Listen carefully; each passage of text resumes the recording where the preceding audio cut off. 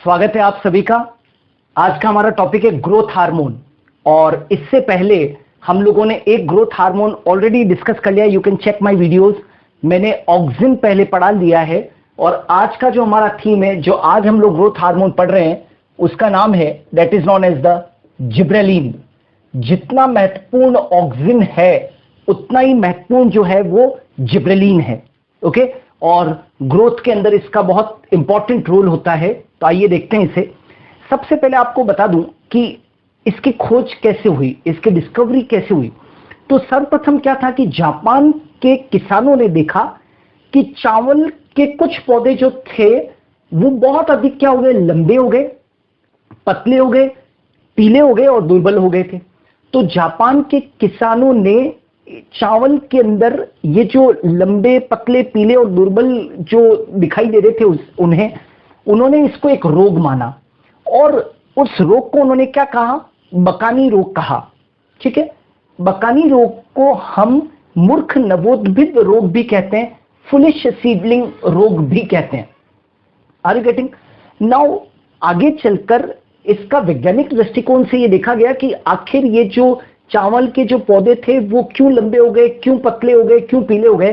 तो कुरुसावा और सवादा, है ना, कुरुसावा और सवादा ने, वैज्ञानिकों ने इस रोग का कारण एक कवक को बताया, एक फंजी को बताया। और उस कवक को हम क्या कहते हैं, Gibberella fujikuroi. What we call it is called as the Gibberella fujikuroi. उन्होंने ये बताया कि भाई ये जो पादप थे जो अप्रत्याशित रूप से लंबे हो गए थे, पतले हो गए थे, उनका मुख्य कारण क्या था, एक कवक का इंफेक्शन था। और वो क्या था, जिब्रेला फ्यूजिकोराई था। और ये भी बताया गया कि ये जो जिब्रेला फ्यूजिकोराई है ये क्लास से बिलोंग करता है, उसका नाम क्या, एस्कोमाइसिटीज। फंजाई की अलग अलग क्लास होती है ना, तो उसमें से एस्कोमाइसिटीज वर्ग से, एस्कोमाइसिटीज क्लास से एक कवक बिलोंग करता है जिसका की नाम है दैट इज जिसको कि हमने कहा था जिब्रेला फ्यूजिकोराई। और ये जिब्रेला फ्यूजिकोराई जो है यही कारक था किसका, इस रोग का। फिर एक वैज्ञानिक हुआ याबुटा और उसके साथ में शुमुकी। उन्होंने सर्वप्रथम इस कवक से, याबुटा और शुमुकी ने सर्वप्रथम इस कवक से एक वृद्धि हार्मोन को खोज निकाला और उस वृद्धि हार्मोन का नाम दिया जिब्रेलिन। तो जिब्रेला फ्यूजिकोराई से किसको प्राप्त किया गया, जिब्रेलिन को प्राप्त किया गया, जो कि C19H26O6 है। ओके। और ये जो जिब्रेलिन है, राइट, इसकी जो संरचना थी उसमें क्या पाई जाती थी, गिबेन रिंग पाई जाती थी। इसकी संरचना में क्या पाई जाती थी, गिबेन रिंग। और रासायनिक रूप से जो ये जिब्रेलिन है ये बेसिकली क्या है, जिब्रेलिक एसिड है, जिसको कि हम शॉर्ट के अंदर GA कहते हैं। अभी तक 100 प्रकार के जिब्रेलिन खोजे जा चुके हैं। ओके। और कई प्रकार के पादपों के अंदर ये जिब्रेलिन पाए जाते हैं। तो 100 प्रकार को अलग अलग नाम दिए गए, जैसे GA1, GA2, GA3, right, GA100, ऐसे 100 प्रकार के जिब्रेलिन खोजे जा चुके हैं। ठीक है। अकेले मटर का जो पादप है ना, जो पी प्लांट होता है, उसके अंदर 7 प्रकार के क्या है, जिब्रेलिन है। ओके। लेकिन इनमें से जो इतने सारे जिब्रेलिन है, इनमें से सबसे कॉमन जो है वो कौन है, GA3 है। वास्तव में GA3 जो है, ये जो C19H26O6 है, यही क्या है, GA3 है। और ये GA3 सब जिब्रेलिन का क्या है, रिप्रेजेंटेटिव है। ओके। तो सबसे महत्वपूर्ण जो जिब्रेलिन है वो कौन सा है, GA3 है। और अब ये कहां पर पाया जाता है, तो जैसा मैंने कहा है कि ये पादपों के अंदर पाया जाता है। और कहां पर, ये यंग शूट्स वगैरह के अंदर पाया जाता है। ठीक है। ये यंग लीव्स के अंदर पाया जा सकता है। ओके। देखो, कंफ्यूजन नहीं रखना है। इसकी सबसे पहले खोज जो है वो जिब्रेला फ्यूजिकोराई नामक कवक से हुई थी, लेकिन ये अधिकांश पादपों के अंदर अब ये क्या होते हैं, देखे गए हैं। जैसे कि पादपों के अंदर ये कहां पर, जो तरुण प्ररोह है, यानी कि यंग शूट्स हैं, यंग पत्तियां हैं, यानी कि यंग लीव्स है, कलिकाएं हैं, बड्स, एम्ब्रियो है, सीड्स है, इन सभी के अंदर जिब्रेलिन की मात्रा क्या होती है, अधिकांशतः पाया जाती है। ओके। अब आप देखो कि ये जो GA3 है, ये मैंने कहा है कि सबसे कॉमन जिब्रेलिन है। ओके। और जो जिब्रेलिन का जैव संश्लेषण होता है, बायोसिंथेसिस होता है, वो मेवेलोनिक एसिड से होता है, मेवेलोनिक एसिड पाथवे से होता है। वापस से बोल दूं, जिब्रेलिन का जो जैव संश्लेषण होता है वो मेवेलोनिक एसिड पाथवे से होता है। और जो कॉरिन है, राइट, कॉरिन जो है वो जिब्रेलिन का क्या है, पूर्वगामी पदार्थ है, यानी कि प्रिकर्सर है, जिससे कि जिबरेलिन बनेगा। मतलब मैं ये कहना चाहता हूं कि क्लोरीन से ही क्या बनेगा, जीए बनेगा। क्लोरीन से क्या बनेगा, जीए। मतलब जीए के पहले, जिबरेलिक एसिड के पहले क्या बनता है, क्लोरीन बनता है। ठीक है, अब आ जाते हैं, जैसे हर बार हम लोग पढ़ते हैं, हर एक ग्रोथ हार्मोन के कुछ महत्वपूर्ण क्या होते हैं, फिजियोलॉजिकल रोल्स होते हैं, कार्यात्मक प्रभाव होते हैं, जिससे एग्जाम्स के अंदर भी क्वेश्चंस पूछते हैं। तो सबसे पहले मैं इनके कार्यात्मक प्रभाव को पढ़ा रहा हूं। The very important thing is, आपने एक चीज देखी थी कि ये जो जिब्रेलिक एसिड था या जो जिबरेलिन था, इसके अंदर ये पावर है कि ये पौधों को क्या कर सकता है, लंबा कर सकता है। ठीक है, तो यहां पर देखो, आनुवंशिक बोनेपन को दूर करना, to remove the genetic dwarfism. यदि कोई पौधे आनुवंशिक रूप से बोने हैं तो उनको हम जिबरेलिन का स्प्रे करके उनकी बोनेपन को हम क्या कर सकते हैं, दूर कर सकते हैं। जैसे कि मटर के अंदर और अरहर के अंदर आनुवंशिक बोनी किस्में जो होती है, उनको जिबरेलिन का स्प्रे करके लंबा किया जा सकता है। लेकिन एक चीज याद रखना कि जिबरेलिन के स्प्रे से आप उस पर्टिकुलर पादप की लंबाई को तो बढ़ा सकते हो, लेकिन याद रहे कि जिबरेलिन के स्प्रे से जेनेटिकली वो जो पादप है वो लंबा नहीं हुआ है। मतलब कि उसका जो जीनोटाइप है वो बोना ही रहेगा। आपने जिबरेलिन अप्लाई किया है तो केवल उसकी आपने उस जनरेशन के अंदर उसकी लंबाई को बढ़ा दी है। लेकिन आप ये सोचो कि आपने एक जनरेशन के अंदर जिबरेलिन को अप्लाई किया और दूसरी जनरेशन के अंदर बिना जिबरेलिन अप्लाई किए वो पौधा जो है वो लंबे पादपों को उत्पन्न करेगा, तो ऐसा नहीं है। आपने जिबरेलिन को अप्लाई करके लंबाई बढ़ाई थी, न कि उसके आपने जीनोटाइप को बदला था। तो यदि आप जेनेटिकली ड्वार्फ प्लांट्स को लंबा करना चाहते हैं, आनुवंशिक बोने पौधों को आप लंबा करना चाहते हैं, तो जिबरेलिन का आप स्प्रे कर सकते हैं। दूसरा है पर्व दीर्घीकरण। पर्व दीर्घीकरण इंग्लिश में बोलते हैं इसको इंटरनोड इलोंगेशन या स्टेम इलोंगेशन। देखो, जीए जो होता है वो पर्वों का दीर्घीकरण करता है, यानी कि ये क्या करता है, पर्वों का दीर्घीकरण। पर्वों का दीर्घीकरण, पर्व क्या होते हैं, ये जैसे कि तना है तो ये पर्व संधि है, ये पर्व संधि है। दो पर्व संधियों के बीच का जो भाग होता है वो क्या कहलाता है, पर्व कहलाता है। तो जिबरेलिन के स्प्रे से हम पर्वों का दीर्घीकरण कर सकते हैं और गन्ने की फसलों का उत्पादन क्या किया जा सकता है, बढ़ाया जा सकता है। क्यों? क्योंकि गन्ने के अंदर जितने पर्व लंबे होंगे उतना ही उनके अंदर शर्करा का जो कंटेंट होगा वो क्या होगा, ज्यादा होगा। तो यदि हम गन्ने की फसलों का उत्पादन बढ़ाना चाहते हैं तो हम पर्वों की दीर्घीकरण करके ऐसा कर सकते हैं, और उसके लिए हमें जिबरेलिन को क्या करना पड़ेगा, अप्लाई करना पड़ेगा। वोल्टिंग प्रभाव, ये तीसरा इसका रोल है, वोल्टिंग प्रभाव। बहुत इंपॉर्टेंट रोल है वोल्टिंग प्रभाव। तो ये वोल्टिंग प्रभाव किसमें देखने को मिलता है, रोजेट पौधों के अंदर, राइट। रोजेट प्लांट्स होते हैं, जैसे कि रोजेट प्लांट का मतलब समझते हैं कि पत्ता गोभी। आपने देखा होगा कि पत्ता गोभी का तना बिल्कुल कैसा होता है, छोटा होता है, और इनके पर्व क्या होते हैं, बहुत छोटे होते हैं। इनके पर्व क्या होते हैं, बहुत बहुत क्या होते हैं, छोटे। तो पर्व छोटे होने के कारण पर्व संधियां कहां पर होगी, पास पास। यदि पर्व छोटे होंगे तो दो पर्व संधियां, दो नोड्स क्या होंगे, पास पास होंगे। और आप जानते हो कि नोड से क्या निकलती है, पत्तियां।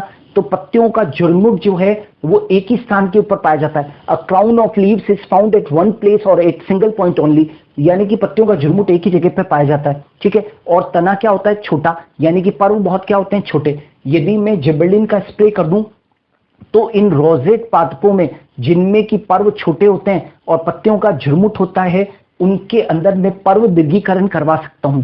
तो एक्चुअली क्या होता है कि फ्लावरिंग के ठीक पहले यदि आप पौधों के ऊपर जिबरेलिन का स्प्रे कर दें तो उनके अंदर इंटरनोड इलोंगेशन हो जाता है, राइट। और फिर फ्लावरिंग क्या होती है, आसानी से होती है। तो इस प्रभाव को हम क्या बोलते हैं, बोल्टिंग प्रभाव। तो यदि कभी आपसे एग्जाम में पूछे कि बोल्टिंग प्रभाव जो है वो कौन दर्शाता है, तो वो कौन दर्शाता है, जिबरेलिन दर्शाता है। पर्वों का दीर्घीकरण कौन करता है, जिबरेलिन। आनुवंशिक बोनेपन को कौन दूर करता है, तो जिबरेलिन। साथ ही यहां पर एक और रोल लिख रखा है, और वो क्या चीज है, अनिश्चित फलन। अनिश्चित फलन आप सभी जानते हैं, ऑक्सिन में भी हम लोग पढ़ते हैं।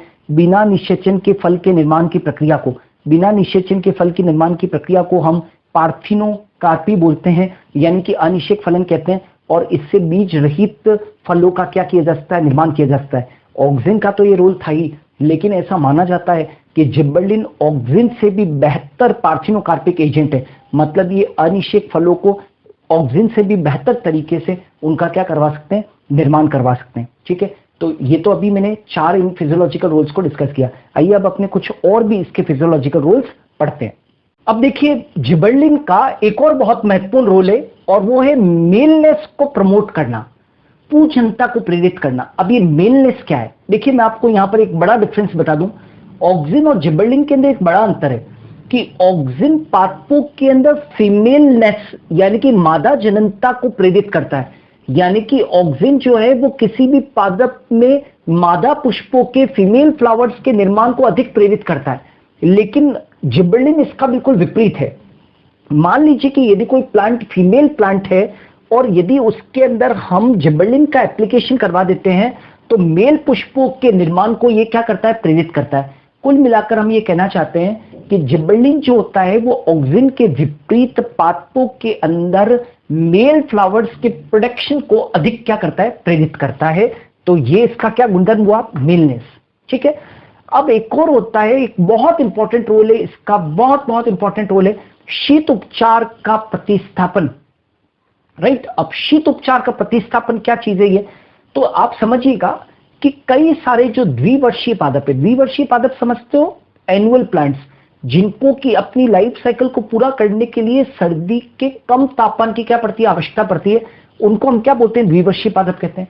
और इन द्विवर्षीय पादपों में पुष्पन के लिए कम तापमान अनिवार्य है। जब तक इनको शीत ऋतु का कम तापमान यानी कि 0 से 10 डिग्री तक के तापमान नहीं मिलेगा, तब तक इन पादपों के अंदर पुष्पन नहीं होगा। लेकिन हम ये कह रहे हैं कि शीत उपचार का प्रतिस्थापन, यदि हम ऐसे द्विवर्षीय पादप जिनके अंदर पुष्पन बिना शीत उपचार के नहीं हो सकता है, उन पादपों के अंदर यदि हम जिबर्लिन का उपचार कर दें या उनको जिबर्लिन के द्वारा ट्रीट कर दें तो उन पादपों को, उन द्विवर्षीय पादपों को कम तापमान की आवश्यकता नहीं होगी और बिना कम तापमान दिए हुए भी केवल जिबर्लिन से उपचारित करने पर उन पादपों के अंदर क्या हो जाएगा? पुष्पन हो जाएगा। तो हम ये कह सकते हैं कि ये शीत उपचार का क्या है? प्रतिस्थापन है। It is the substitution of the cold treatment. इसको मैं क्या कहूंगा? Substitution of cold treatment. Okay. Now प्रसुप्त अवस्था को तोड़ना, ब्रेकिंग ऑफ डॉर्मेंसी। ऑक्सिन जो होता था वो डॉर्मेंसी को मेंटेन करता था आलू के अंदर। आपने देखा होगा आलू के ऊपर आईज होती है, आंखें होती है और उनके अंदर कलिकाएं होती है। तो आलू के अंदर प्रसुप्त अवस्था को मेंटेन करना मतलब अंकुरन नहीं होने को प्रेरित कौन करता था? That is auxin. लेकिन यहां पर प्रसुप्त अवस्था को तोड़ना ऑक्सिन के बिल्कुल विपरीत है, यानी कि जिबर्लिन जो होता है वो डॉर्मेंसी को तोड़ता है। अब पहले आपको ये मालूम होना चाहिए कि डॉर्मेंसी क्या होता है, प्रसुप्त अवस्था क्या होता है। तो किसी भी बीज की या किसी एक कलिका की जो रेस्टिंग स्टेज है जिसमें वो अंकुरित नहीं होता है, उसको हम क्या बोलते हैं? डॉर्मेंसी कहते हैं। लेकिन हम एक ऐसे बीज को या कलिका के ऊपर उसका उपचार करवा दें, किससे? जिबर्लिन से, तो उसके अंदर प्रसुप्त अवस्था क्या हो जाएगी? ब्रेकडाउन हो जाएगी और उस सीड के अंदर या बड के अंदर अंकुरन हो जाएगा। तो देखो जिबर्लिन द्वारा हम किसी कलिका के अंदर या किसी बीज के अंदर प्रसुप्त अवस्था को क्या कर सकते हैं? तोड़ सकते हैं और उसको अंकुरित करने के लिए क्या कर सकते हैं? प्रेरित कर सकते हैं। अब आ जाते हैं एक और बहुत महत्वपूर्ण रोल है एलडीपी में पुष्पन को प्रेरित करना, induce flowering in long day plants. ये जो एलडीपी है इसका फुल फॉर्म लिख दूं यहां पर। एलडीपी का मतलब होता है लॉन्ग डे प्लांट्स। ये क्या है? Long day plants. Long day plants मतलब कि दीर्घकाली पादप। दीर्घकाली पादप, इस रोल को बताने के पहले आपको समझा दूं कि दीर्घकाली पादप क्या होते हैं। ऐसे पादप जिनको की लंबी प्रकाश अवधि चाहिए फ्लावरिंग के लिए, those plants which require long periods of light for the flowering purpose. ठीक है, उनको हम क्या बोलते हैं? लॉन्ग डे प्लांट्स कहते हैं। राइट। अब हम ये कह रहे हैं कि लॉन्ग डे प्लांट्स में पुष्पन को प्रेरित करना। देखो अब कई सारे ऐसे लॉन्ग डे प्लांट्स हैं जिनको पुष्पन के लिए बहुत अधिक लंबे समय के लिए प्रकाश चाहिए। अब हम ये कहना चाहते हैं कि यदि हम इन लॉन्ग डे प्लांट्स को उपचारित कर दें, किससे? जिबर्लिन से, तो हम इन प्लांट्स के अंदर शॉर्ट डे कंडीशंस में भी फ्लावरिंग को क्या कर सकते हैं? प्रमोट कर सकते हैं। ये देखो जिबर्लिन द्वारा लॉन्ग डे प्लांट्स में छोटी प्रकाश अवधि में भी पुष्पन करवाया जा सकता है। कहने का मतलब इतना सा है कि लॉन्ग डे प्लांट्स को लंबा लाइट पीरियड चाहिए पुष्पन के लिए, लेकिन यदि हम उसको जिबर्लिन से उपचारित कर दें तो हम शॉर्ट लाइट पीरियड के अंदर भी इस लॉन्ग डे प्लांट के अंदर पुष्पन को क्या कर सकते हैं? प्रेरित कर सकते हैं। ओके, अब आ जाते हैं नेक्स्ट रोल, बीजों के अंकुरन का प्रेरण, यानी कि induction of germination in seeds. कैसे? तो जिबर्लिन जो होता है ना, वो जल अपघटनीय जो एंजाइम्स होते हैं, यानी कि जो हाइड्रोलाइटिक एंजाइम्स होते हैं, जैसे कि अमाइलेज, जैसे कि प्रोटीएज, इन सब के संश्लेषण को बीजों में क्या करता है? प्रेरित करता है। अब आप जानते हैं कि बीजों के अंदर क्या होता है? स्टोर्ड फूड मटेरियल भरा रहता है, संग्रहित भोज्य पदार्थ होता है।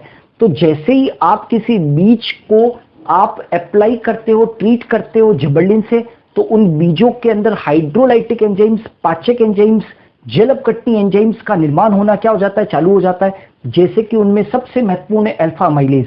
ठीक है, अल्फा अमाइलेज का संश्लेषण हो जाता है। तो ये जो अल्फा अमाइलेज है, वो बीजों के अंदर स्टोर्ड जो संग्रहित भोज्य पदार्थ है उसको क्या कर देगा? तोड़ देगा। तो नेचुरल है कि वो टूटेंगे, तो बीजों के अंकुरन में क्या मिलेगी? मदद मिलेगी। यानी कि मैं कहना चाहता हूं कि इतने सारे रोल्स में से एक ये बहुत महत्वपूर्ण रोल भी है जिबर्लिन का, कि ये बीजों के अंकुरन को प्रेरित करता है अल्फा अमाइलेज और प्रोटीएज नामक जो जल अपघटनीय एंजाइम से उनके निर्माण को प्रेरित करके। नेक्स्ट है प्रकाश संवेदी बीजों का अंकुरन, यानी कि germination in light sensitive seed. क्या कहा मैंने?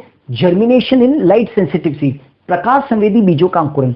याद रखना, कुछ ऐसे पादप हैं जैसे कि तंबाकू वगैरह के अंदर यदि आप देखोगे, टोबैको वगैरह के अंदर देखोगे, तो ये क्या होते हैं? इनके अंदर प्रकाश संवेदी बीज होते हैं, यानी कि ये बीज बिना प्रकाश के अंकुरित नहीं कर सकते हैं, इसलिए इनको प्रकाश संवेदी बीज की श्रेणी में रखा जाता है, लाइट सेंसिटिव सीड्स की श्रेणी में रखा जाता है। लेकिन इनके बीजों को यदि हम जिबर्लिन से उपचारित कर दें तो बीज बिना प्रकाश के क्या हो जाते हैं? अंकुरित हो जाते हैं। इसका मतलब ये हुआ कि जिबर्लिन के उपचार करने से अब हमें उन्हें प्रकाश देने की आवश्यकता नहीं है। यदि हम चाहते हैं कि उन बीजों को, उन प्रकाश संवेदी बीजों को अंधेरे में भी उगा सकें, तो वो पॉसिबल हो पाया है। किसकी बदौलत? जिबर्लिन की बदौलत। अब फलों के आकार को बढ़ाना, ऐसा माना जाता है कि जिबर्लिन जो है वो साइटोकाइनिन के साथ में मिलकर, जिबर्लिन साइटोकाइनिन के साथ में मिलकर फलों के आकार को बढ़ाता है। जैसे कि आपने देखा होगा कि अंगूर की महत्वता क्या है? अंगूर गुच्छों में लगता है, तो जितने ज्यादा गुच्छों का आकार बड़ा होगा उतना किसान को क्या है? फायदा है। तो जिबर्लिन अंगूर के गुच्छों व फलों के आकार को क्या करता है? बढ़ाता है। कैसे? अंगूर में तो ये गुच्छों की साइज को तो बढ़ाता ही है, लेकिन अन्य फलों के अंदर भी आकार को बढ़ाता है। कैसे? इस बात को रिप्रेजेंट करने के लिए मैंने एक एग्जांपल दे रखा है, पोमेलिन। आपने देखा होगा आजकल मार्केट के अंदर एप्पल्स जो है उनकी साइज बहुत बड़ी आ रही है। उसका कारण क्या है? एप्पल की साइज बड़ी क्यों आ रही है? तो एप्पल की साइज को बढ़ाने का जो काम है वो किसका होता है? पोमेलिन का होता है। आजकल पोमेलिन के इंजेक्शन दे दिए जाते हैं, तो एप्पल की साइज यदि एक दिन इतनी है तो वो दूसरे दिन क्या हो जाती है? इतनी बड़ी हो जाती है। कैसे? तो पोमेलिन क्या है? जिबर्लिन और साइटोकाइनिन का मिश्रण है। ठीक है, तो जिबर्लिन कौन सा? GA4 और GA7 नामक जिबर्लिन प्लस साइटोकाइनिन कौन सा? 6 बेंजाइल एडिनिन। जब ये कंबाइन करते हैं तो पोमेलिन बनता है और ये एप्पल की साइज को क्या करता है? इनहेंस करता है। दूसरा फर्मेंटेशन। फर्मेंटेशन किण्वन का, जो किण्वन की क्रिया जो होती है यीस्ट वगैरह के अंदर, उसको भी प्रेरित करने का जो काम है वो किसका? जिबर्लिन का है। जिबर्लिन फर्मेंटेशन यानी कि किण्वन के समय यीस्ट सेल जो होती है, यीस्ट की सेल के अंदर क्या होता है? किण्वन की क्रिया होती है, तो समय यीस्ट सेल में ये वृद्धि को क्या करता है? प्रेरित करता है। ठीक है, तो ये जो स्टूडेंट थे, ये अपना वीडियो जो था वो पूरा था जिबर्लिन के जनरल कैरेक्टर्स के ऊपर, जिबर्लिन की खोज कैसे हुई, जिबर्लिन कहां पर पाया जाता है, राइट, और जिबर्लिन के फिजियोलॉजिकल रोल्स क्या है, उनको हम लोगों ने डिस्कस किया। ग्रोथ हार्मोन्स के अभी हम लोग और भी वीडियोस लेकर आएंगे। ऑक्सिन के ऊपर हम वीडियो अपलोड कर चुके हैं, जिबर्लिन का वीडियो आज आपने देखा, और अब साइटोकाइनिन, इथाइलिन और एब्सिसिक एसिड के ऊपर जो वीडियोस हैं वो भी हम लोग जल्दी ही लेकर आएंगे। तो मेरे वीडियोस को आप देखते रहिएगा। Thanks a lot for watching me.